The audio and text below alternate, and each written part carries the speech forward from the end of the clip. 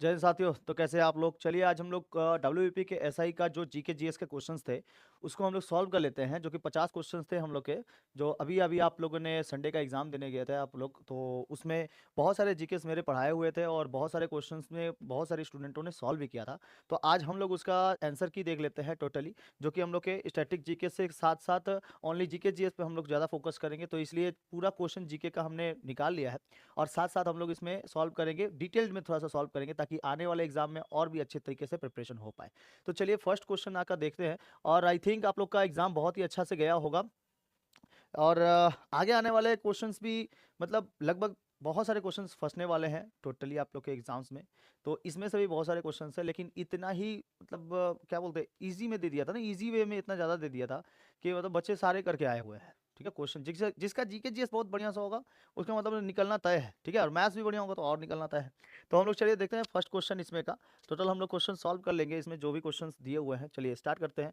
Which day is celebrated as the world health day? तो इसका answer हो जाएगा 7 अप्रैल को। अप्रैल 7 को हम लोग वर्ल्ड हेल्थ डे मनाते हैं। नेक्स्ट क्वेश्चन है कि which of the following is not union territory of India? Puducherry, Nagaland, Dadra Nagar Haveli, Andaman द्वीप और लक्षद्वीप। तो ये क्या है कि इसमें बोला गया कि कौन सा यूनियन टेरिटरी नहीं है, कौन सा यूनियन टेरिटरी नहीं है। ठीक है, कौन सा यूनियन टेरिटरी नहीं है? तो नागालैंड यूनियन टेरिटरी नहीं है, वो क्या है हम लोग का स्टेट है। टोटल 8 यूनियन टेरिटरीज हैं और 28 क्या है स्टेट्स हैं। तो उसमें नागालैंड जो आता है ये क्या है हम लोग का यूनियन टेरिटरी नहीं है। देखिए नॉट दिया है ना, नॉट यूनियन टेरिटरी नहीं है। नेक्स्ट है which of the following is constitutional amendment of India lower the voting age from 21 years to 18 years for the Lok Sabha assembly and the election of India? तो वो कौन कौन सा आंसर हो जाएगा? 34, 24, 61 या 42 सेकेंड। ठीक है, कौन सा हो जाएगा इसमें आंसर? इसका आंसर हो जाएगा सी नंबर जो 61 है। ठीक है, 61। तो 61 अमेंडमेंट एक्ट लेके आया गया था, अमेंडमेंट लेके आया गया था, जिसमें 21 साल से हटाकर 18 साल कर दिया गया। और ये वोटर लाइनअप का 18 साल बोला गया है कि भाई 21 से हटाकर कितना कर दिया गया है? 18 कर दिया गया। नेक्स्ट क्वेश्चन है for the determination of the age of which of the following is the carbon dating method use? Carbon dating method use किसमें होता है? तो कार्बन डेटिंग मेथड यूज जो होता है, कार्बन डेटिंग मेथड यूज किसमें होता है? माउंटेन रॉक्स, फॉसिल्स या ट्रीज? तो ये होता है आपके किसमें? फॉसिल्स में होता है। तो इसका ऑप्शन हो जाएगा C number option correct answer हो जाएगा। C number option correct answer हो जाएगा, फॉसिल्स में होता है। फॉसिल्स आप लोग जानते हो, दो पत्थरों के बीच में अगर कोई चीज फंस जाता है और उसका छाप उसमें पत्थरों में चला आता है, शिला पे छाप चला आता है, तो वही क्या कहलाता है? फॉसिल्स कहलाते हैं। बहुत सारे फॉसिल्स रॉक्स भी मिलते हैं। आगे क्वेश्चन देखते हैं हम लोग, 7 के बाद देखते हैं। 9 नंबर क्वेश्चन है विटामिन बी 12 के is the most useful for the combating of rickets, goitre, anaemia, night blindness? तो ये होता है एनीमिया के, एनीमिया। ठीक है, बी 12 की कमी से क्या हो जाता है? एनीमिया हो जाता है। बी 12 की कमी से एनीमिया होता है। और एनीमिया के लिए रिकेट्स क्या होता है? ये विटामिन डी के कमी के कारण होता है। गाइटोर जो होता है वो सोडियम के कमी के कारण होता है। नमक वमक की मात्रा कम खाएंगे या ज़्यादा हो जाएगा तब भी गाइटोर।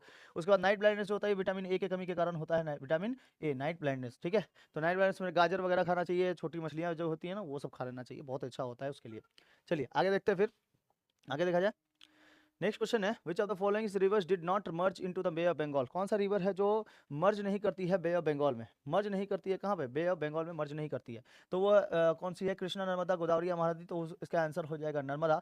नर्मदा का टोटल जो लंबाई है 1312 किलोमीटर है। ये कहाँ से निकलती है? तो अमरकंटक की पहाड़ी से निकलती है, मध्य प्रदेश के अमरकंटक की पहाड़ी से निकलती है और बे ऑफ बंगाल में आके बहती है। कहाँ पे बहती है? सॉरी सॉरी सॉरी, अरब सागर में बहती है। कहाँ पे? अरब सागर में। अरब सागर में आके मिल जाती है। बाकी कृष्णा, गोदावरी और महानदी ये बे ऑफ बंगाल में जाके गिर जाती है। ठीक है, गोदावरी के ऊपर, गोदावरी महानदी के ऊपर, गोदावरी को दक्षिणी गंगा, और महानदी के ऊपर क्या बनाया गया है? तो कौन सा डैम बनाया गया है? आप लोग कमेंट सेक्शन में करके बताइएगा, महानदी के ऊपर कौन सा डैम है। ठीक है, आगे नेक्स्ट क्वेश्चन है।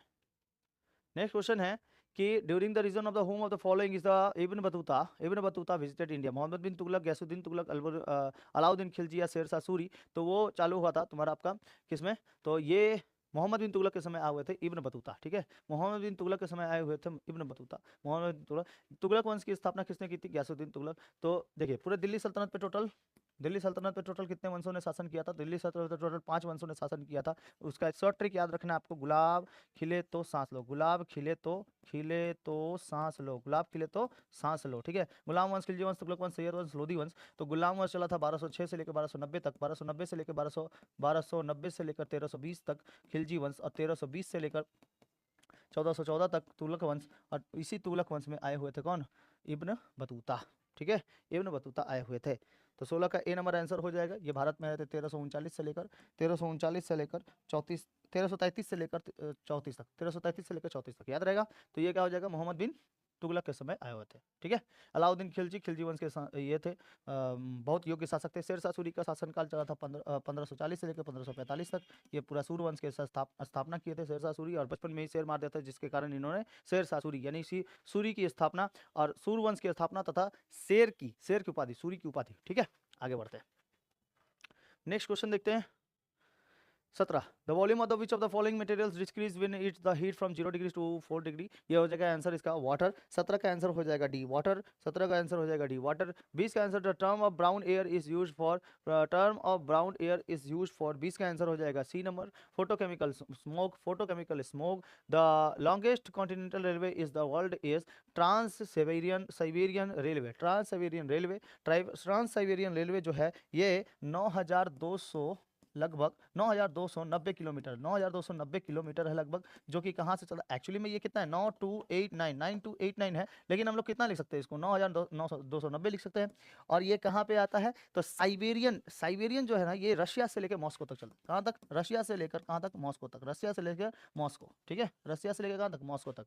तो इंपॉर्टेंट क्वेश्चन है ये, बहुत ही अच्छा क्वेश्चन है, जो कि ट्रांस साइबेरियन रेलवे से वर्ल्ड रेलवे का जो in the longest continental railway है इन द वर्ल्ड। ठीक है, आगे क्वेश्चन देखते हैं। तो ट्रांस साइबेरियन रेलवे याद रहेगा, किलोमीटर कितना 9290।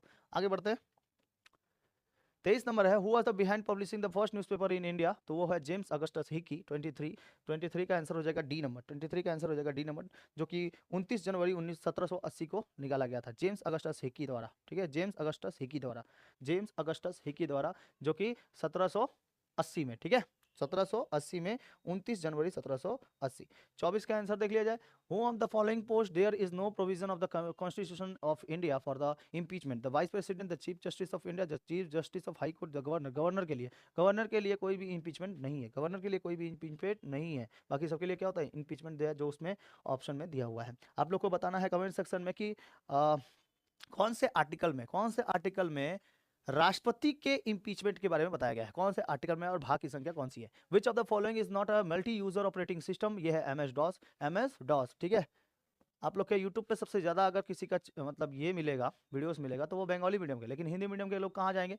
इसलिए मुझको ये वीडियो लेके आना पड़ा था कि हिंदी मीडियम के भी आराम से समझ सकते हैं। कई सारे लोग ऐसे हैं जो मतलब नहीं है, वो हिंदी में जानते हैं, इंग्लिश पढ़ना जानते हैं, लेकिन बंगाली पढ़ना नहीं जानते हैं। लेकिन वो भारत ये बंगाल में रह रहे हैं और बंगाली मतलब थोड़ा मोड़ा पढ़ने आ रहा है, तो वो अपना आंसर की नहीं मिला पाते हैं। वो लोग हिंदी मीडियम में खोजते हैं कि हाँ भाई हिंदी मीडियम में और अच्छे से समझ में आ जाएगा, तो इसलिए हिंदी मीडियम में लेके आना पड़ता है। तो इसका आंसर हो जाएगा क्या चीज, एमएस डॉस। नेक्स्ट क्वेश्चन है, which of the following is the hottest planet. वो वेनस है। वेनस बहुत मतलब ऐसे क्वेश्चन देने चाहिए, मतलब हमको तो लगता ही नहीं था। हॉटेस्ट प्लैनेट कौन है, वेनस है। वेनस मतलब क्या होता है, शुक्र ग्रह। कौन सा ग्रह, शुक्र ग्रह। शुक्र ग्रह पे कार्बन डाइऑक्साइड एवं सल्फर डाइऑक्साइड की मात्रा बहुत ज्यादा है। SO2 SO4 बहुत सारा मात्रा है, जिसकी वजह से यहाँ पर सूरज की किरणें आती तो है, लेकिन वापस नहीं जा पाती है। और साथ साथ इसमें सबसे गर्म ग्रह है।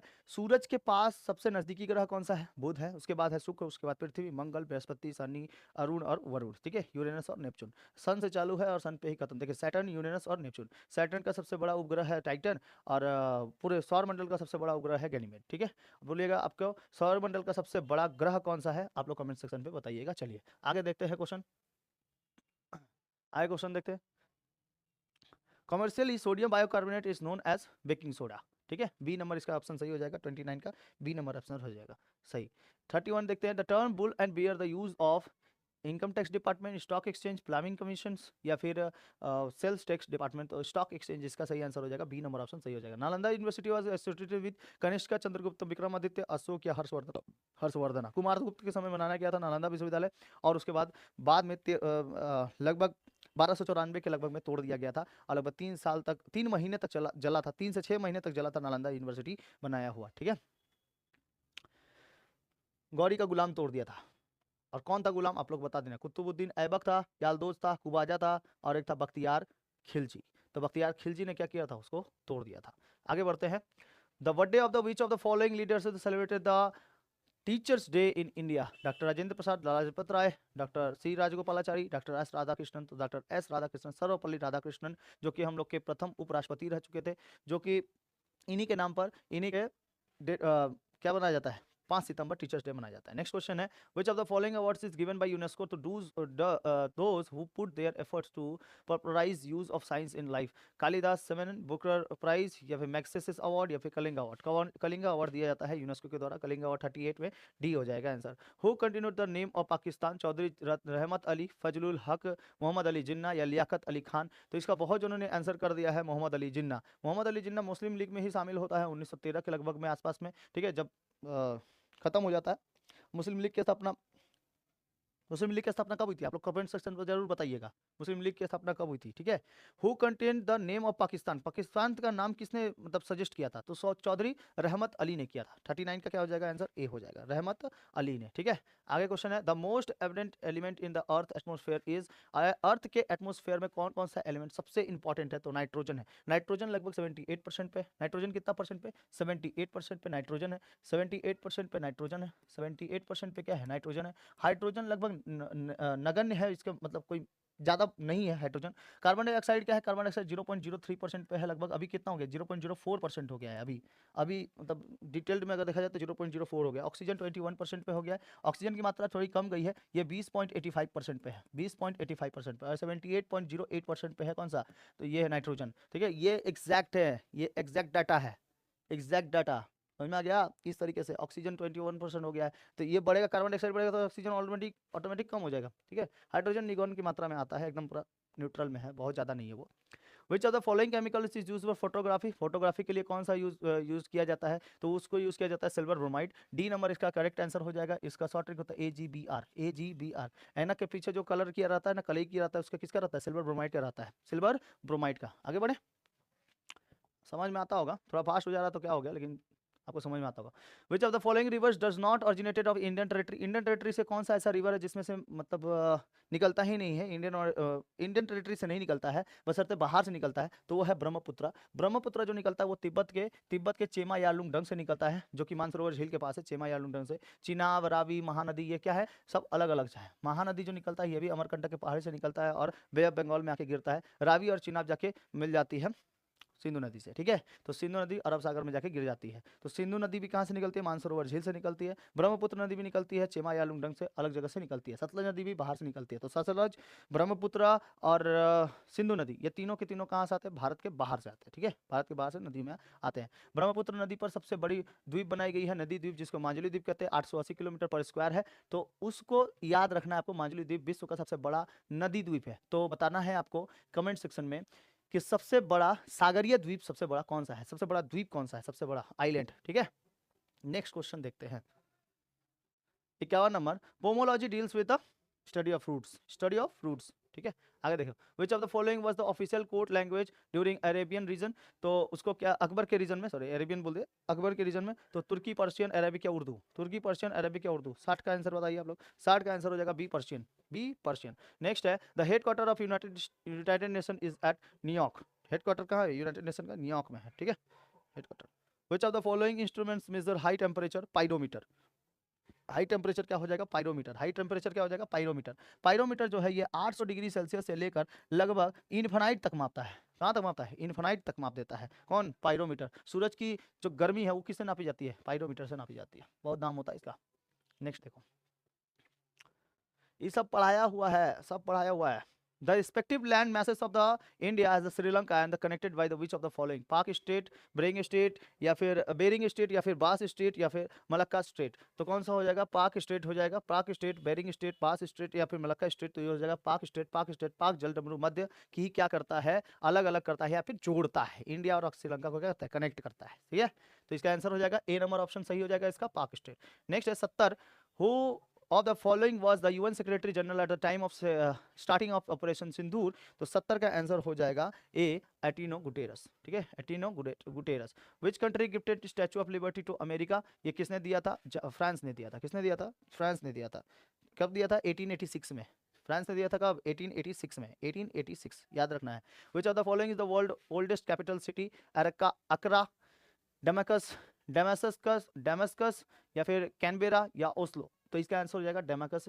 ये कहाँ पर है? सीरिया में। कहाँ पर है? सीरिया में capital city, oldest capital city है। 74 का आंसर हो जाएगा सी, नहीं, B number option, Damascus. Which of the country is known as the land of 1000 island, 1000 island के नाम से किसे जाना जाता है? नीदरलैंड, मलेशिया, इंडोनेशिया या फिर रशिया। तो ये हो जाएगा इंडोनेशिया। 75 का आंसर हो जाएगा इंडोनेशिया, जो कि 17,000 लगभग आइलैंड्स लेके बड़े छोटे लेके बैठे हुए हैं इंडोनेशिया, 17,000। नेक्स्ट क्वेश्चन है, Gramineae award is associated with sport, literacy, work, music या साइंस? तो म्यूजिक से ये रिलेटेड 77 का हो जाएगा सी नंबर, म्यूजिक से रिलेटेड है, म्यूजिक इंडस्ट्री में दिया जाता है। 78 का क्या हो जाएगा? 78 in 1939 Subhash Chandra Bose was elected of president of the Congress party defeating, वो होगा Pattabhi Sitaramayya. Option number B हो जाएगा इसका करेक्ट आंसर।